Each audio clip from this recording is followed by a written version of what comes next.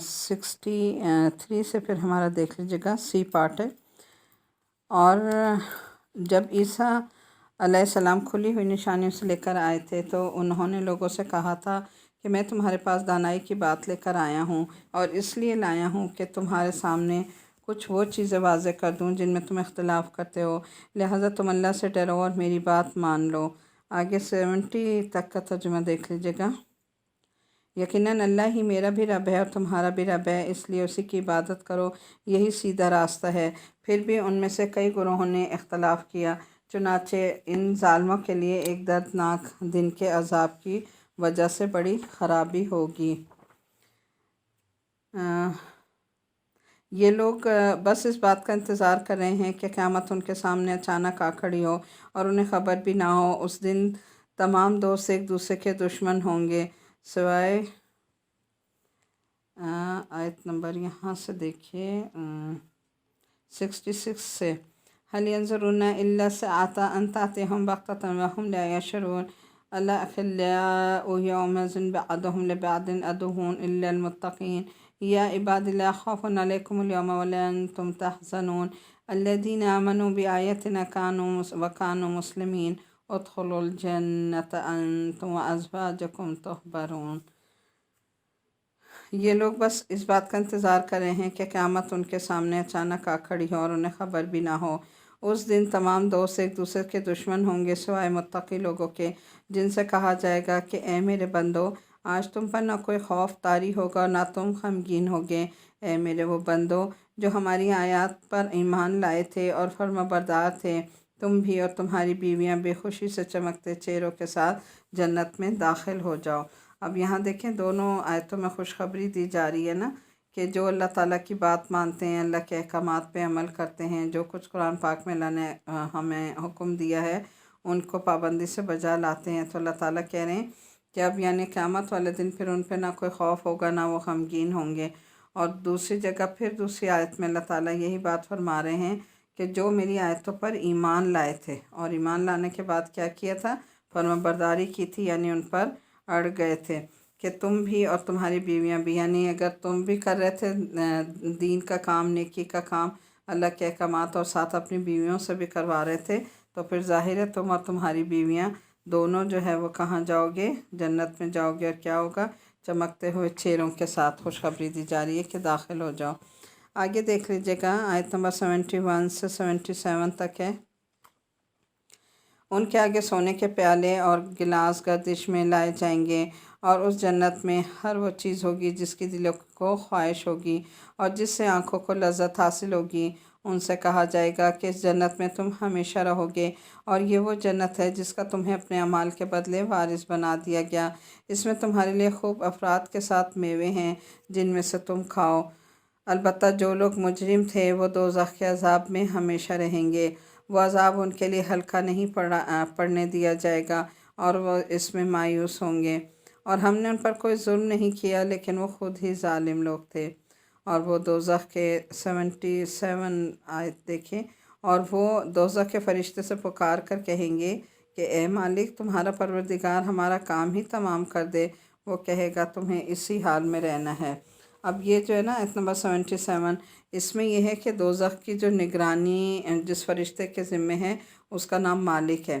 تو دوزخی لوگ جب عذاب کی شدت سے تنگ آئیں گے تو وہ مالک سے کہیں گے کہ تم ہمارے لیے اللہ تعالیٰ سے درخواست کرو کہ وہ ہمیں موت ہی دے دے۔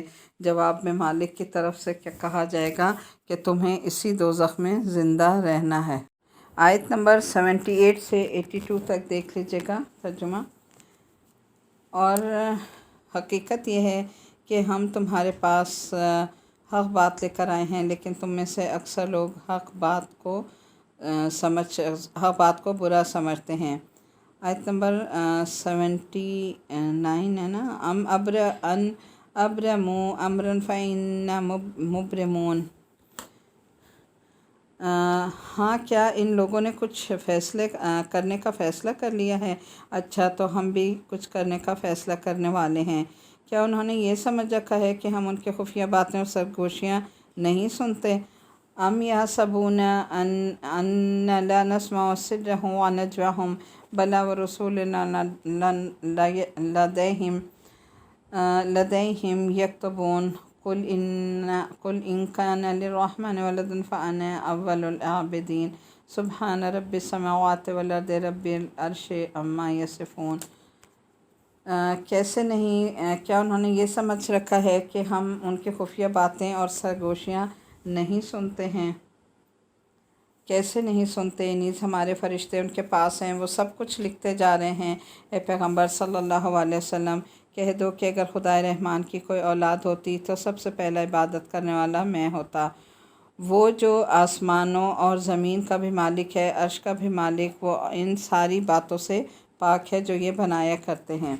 अब इसमें देखें आयत नंबर 79 में मक्का मुकर्रमा के काफ़र जो थे वहाँ से सल्लल्लाहु अलैहि वसल्लम के ख़िलाफ़ खुफिया मंसूबे बनाते रहते थे। मसलन उन्होंने आप सल्लल्लाहु अलैहि वसल्लम को गिरफ़्तार करने या कत्ल के लिए साजिशें तैयार की। इसी किस्म की किसी साजिश के मौके पर यह आयत नाजिल हुई थी कि अगर उन्होंने आपके ख़िलाफ़ कुछ करने का फ़ैसला किया भी है तो हमने भी ये फ़ैसला कर लिया है कि उनकी सारी साजिश जो है ख़ुद उन्हीं के ख़िलाफ़ पड़ेगी। तो अल्लाह ताला हिफाजत फरमाने वाले थे ना अपने नबी की, तो कहा कि ये जो साजिश कर रहे हैं हमें सब पता है, ये साजिश खुद उल्टा इन्हीं के ऊपर आएगी। आयत नंबर 81 का तफसीर देखिए कि अल्लाह ताला की औलाद होने का कोई इम्कान है, बल्कि ये बात फ़र्ज़ महाल के तौर पर कही गई। और इसका मतलब ये है कि तुम्हारे अकायद जो इनकार कर रहा हो वो किसी हर धर्मी अनाथ की वजह से नहीं कर रहा, बल्कि दलाइल की बिना पर कर रहा है। और अगर दलील से अल्लाह ताला की किसी औलाद का कोई सबूत होता तो मैं इससे कभी भी इनकार नहीं करता। आगे देखें, आयत नंबर हमारी है 83 से 86 तक देख लीजिएगा। लिहाजा ए पैगम्बर इन्हें अपने हाल पर छोड़ दो कि ये उन बातों में डूबे रहें और हंसी खेल करते रहें यहाँ तक कि वो अपने इस दिन से जा मिलें जिसका उनसे वादा किया जा रहा है। वही अल्लाह है जो आसमान में भी मौजूद माबूद है और ज़मीन में भी माबूद, और वही है हिकमत का मालिक, इल्म का मालिक, और बड़ी शान है उसकी जिसके कब्ज़े में आसमान और ज़मीन और उनके दरमियान तमाम चीज़ों की सल्तनत है। और उसी के पास क़यामत का इल्म है और उसी के पास तुम सबको वापस ले जाया जाएगा। और ये लोग उसे छोड़कर आयत नंबर 86 देखिए, वला यमलिकुल्लज़ीना यदूना मिन दूनिहि शफ़ाअत इल्ला मन शहिदा बिलहक़्क़ि व हुम यअलमून। और ये लोग उसे छोड़कर जिन माबूदों को पुकारते हैं उन्हें कोई सिफारिश करने का इख्तियार नहीं होगा, हाँ अलबत्ता जिन लोगों ने हक़ बात की गवाही दी हो और उन्हें इस बात का इल्म भी हो। 86 की देख लीजिएगा थोड़ी तफसीर, यानी जिन बुतों वगैरह को मुशरिकीन ने सदक़ात से खुदाई में अल्लाह ताला का शरीक बना रखा है कि वो अल्लाह ताला के पास हमारी सिफारिश करेंगे, तो दर हकीकत इनको सिफारिश का कोई इख्तियार ही नहीं है। अलबत्ता जो लोग किसी के बारे में सच्ची गवाही दें और पूरे इल्म के साथ दें कि वो वाकई मोमिन था, तो उसकी गवाही बेशक कबूल की जाएगी। तो अल्लाह ताला की वादानियत और नबी करीम सल्लल्लाहु अलैहि वसल्लम के सच्चा पैगंबर होने की गवाही दी हो, ऐसे लोगों की सिफारिश अल्लाह ताला की इजाज़त से कबूल होगी। ठीक है, तो अल्लाह ताला किसकी सिफारिश कबूल करेंगे? जिसने ईमान कबूल किया और ईमान लाने के बाद अल्लाह की वादानियत का इकरार किया और नबी करीम सल्लल्लाहु अलैहि वसल्लम के सच्चा होने की गवाही दी, तो अल्लाह ताला फिर ऐसे लोगों को सिफारिश की इजाज़त देंगे। आगे देखिए, आयत नंबर 87 से देखिए 89 तक। और अगर तुम इन लोगों से पूछो कि उनको किसने पैदा किया है, तो वो ज़रूर कहेंगे कि अल्लाह ने।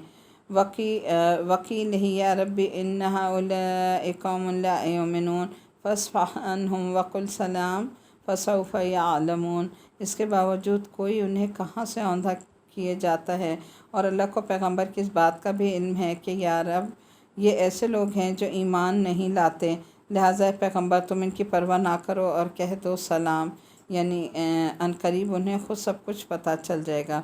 88 में क्या हमें बताया जा रहा है कि इन काफ़रों पर अल्लाह ताला का गज़ब नाजिल होने के कितने शदीद असबाब हैं।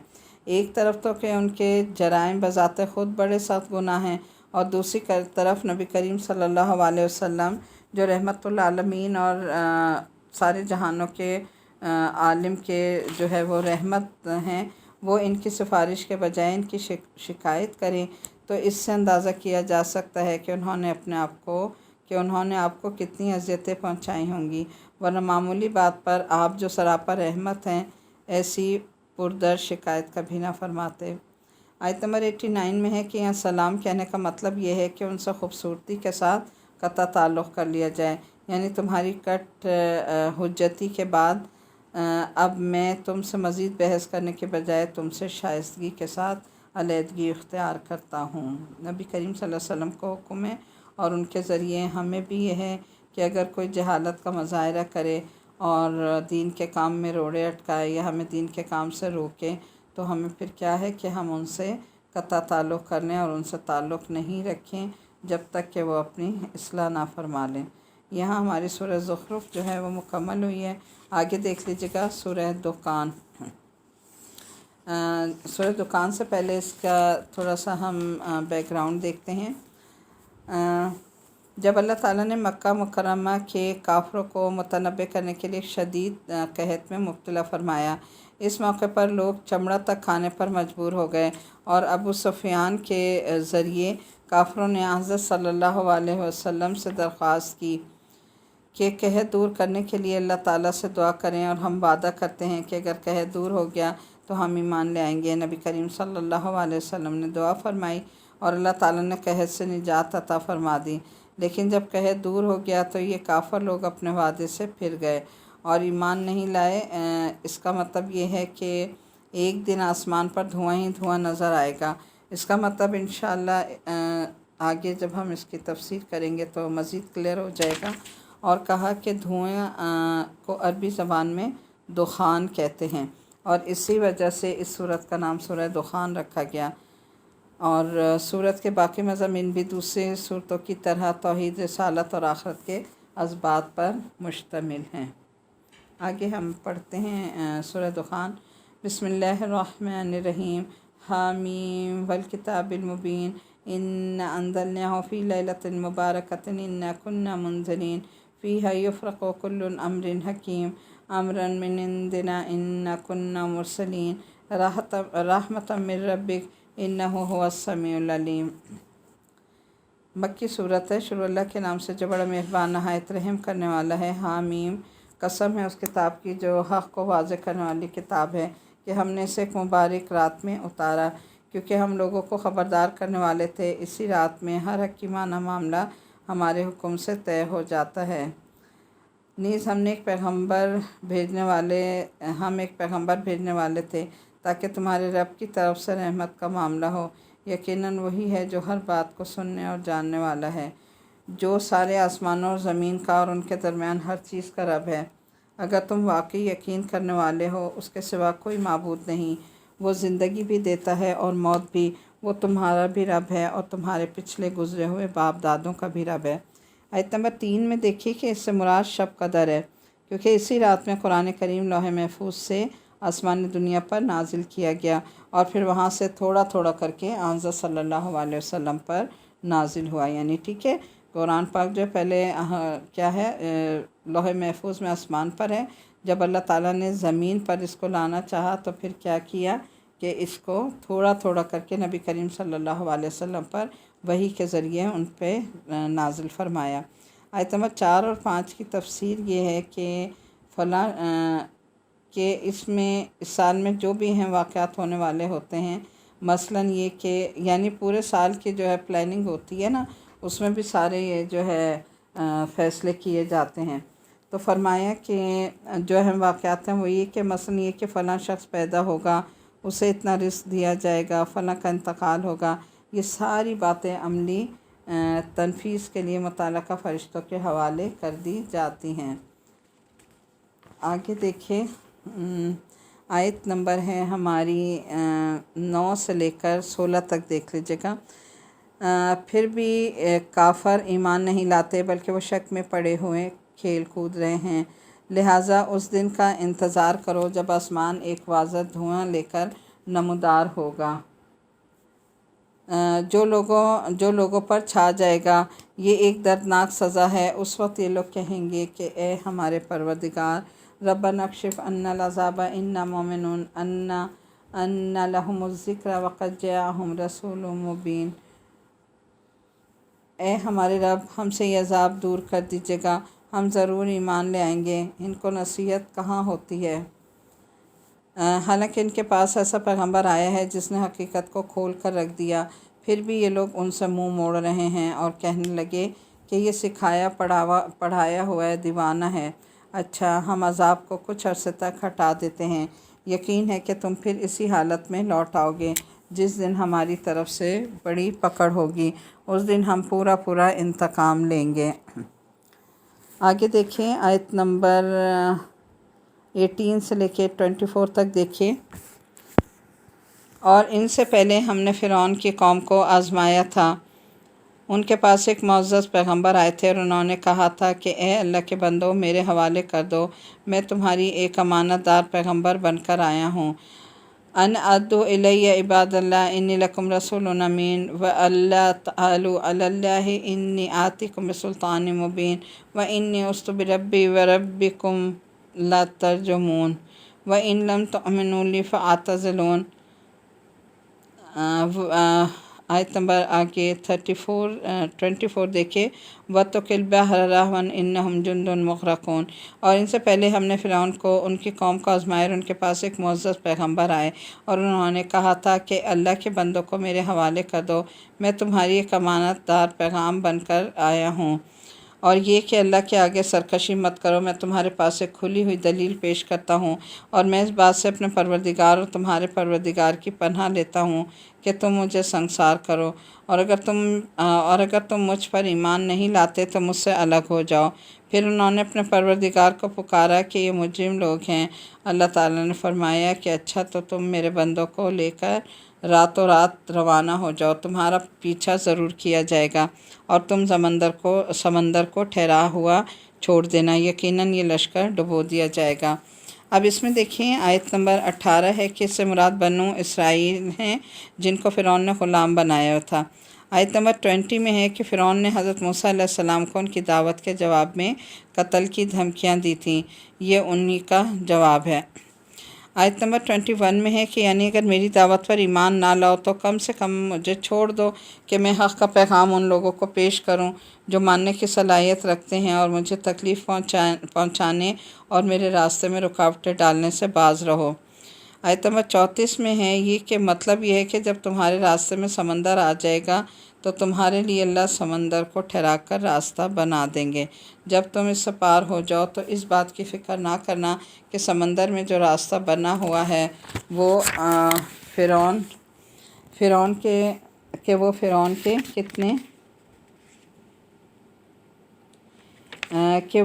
کے لشکر کے بھی کام آئے گا، اور وہ سمندر پار کر کے ہمارا تعاقب جاری رکھیں گے، بلکہ سمندر کو ویسے ہی ٹھہرا ہوا چھوڑ دینا۔ اللہ تعالیٰ خود ان کو ڈبونے کے لیے سمندر کو پہلی حالت میں واپس کر دیں گے۔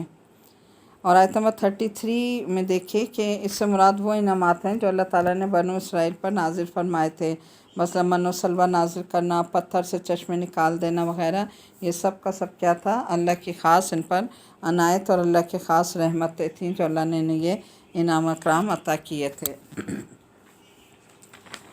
آگے دیکھیں آیت نمبر ہماری ہے 36 سے 42 تک دیکھ لیجیے گا۔ اگر تم سچے ہو تو ہمارے باپ دادوں کو اٹھا لاؤ، بھلا یہ لوگ بہتر ہیں یا تبع کی قوم اور وہ لوگ جو ان سے پہلے تھے؟ ہم نے ان سب کو ہلاک کر دیا کیونکہ وہ یقینی طور پر مجرم لوگ تھے۔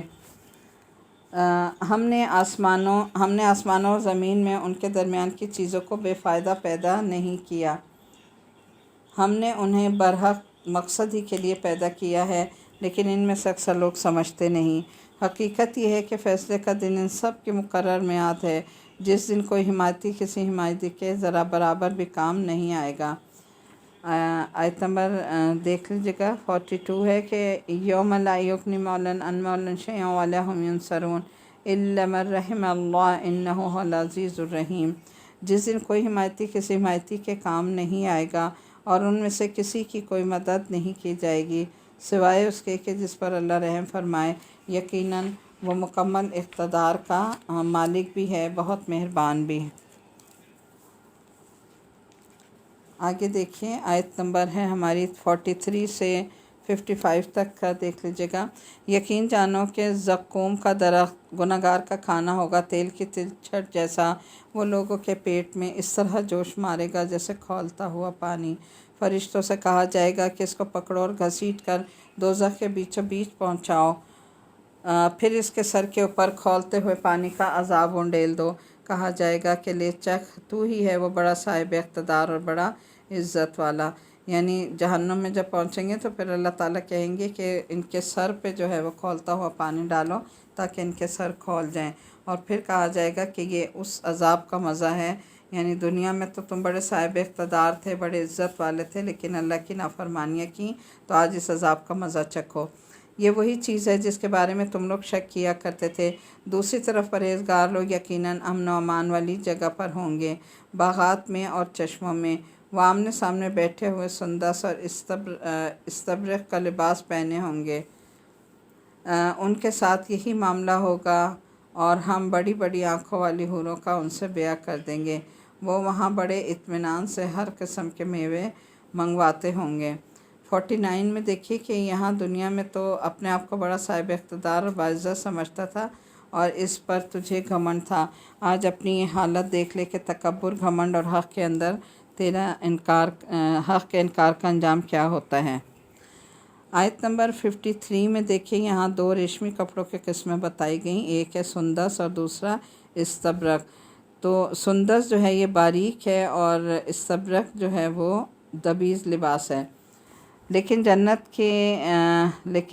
के सुंदस और इस्तबरक़ की सही कैफियत ज़ाहिर अल्लाह को ही मालूम है, अल्लाह ही बेहतर जानता है।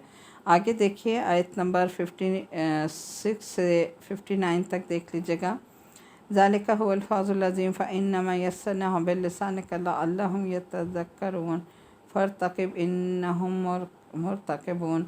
जो मौत उनको पहले आ चुकी थी, उसके अलावा वो वहाँ किसी और मौत का मज़ा नहीं चखेंगे और अल्लाह उन्हें दोज़ख के अज़ाब से महफूज रखेगा। ये सब तुम्हारे परवरदिगार की तरफ से फ़ज़ल होगा। इंसान के लिए ज़बरदस्त कामयाबी यही है। ग़र्ज़ ए पैगम्बर, हमने इस कुरान को तुम्हारी ज़बान में आसान बना दिया। फ़इन्नमा यस्सरनाहु बिलिसानिका लअल्लहुम यतज़क्करून फ़र्तक़िब इन्नहुम मुर्तक़िबून, ताकि लोग हमने तुम्हारी ज़बान पर इसे आसान बना दिया ताकि लोग नसीहत हासिल करें। अब तुम भी इंतज़ार करो और ये भी इंतज़ार करते हैं। 59 के बारे में क्या बताया कि ये लोग तो झुटलाने के अंदाज़ में क़यामत का इंतज़ार कर रहे हैं और हज़रत सल्लल्लाहु अलैहि वसल्लम को तस्दीक़ के साथ इसके इंतज़ार का हुक्म दिया गया है कि उस वक्त सारी हकीकतें खुलकर सामने आ जाएंगी और इन काफ़िरों को सख्त सज़ा का सामना करना पड़ेगा। यहाँ हमारी सूरह दुखान अल्हम्दुलिल्लाह मुकम्मल हो गई है। सूरह दुखान के बाद हमारी सूरह जासिया है। सूरह जासिया का हम मुतालबा करते हैं।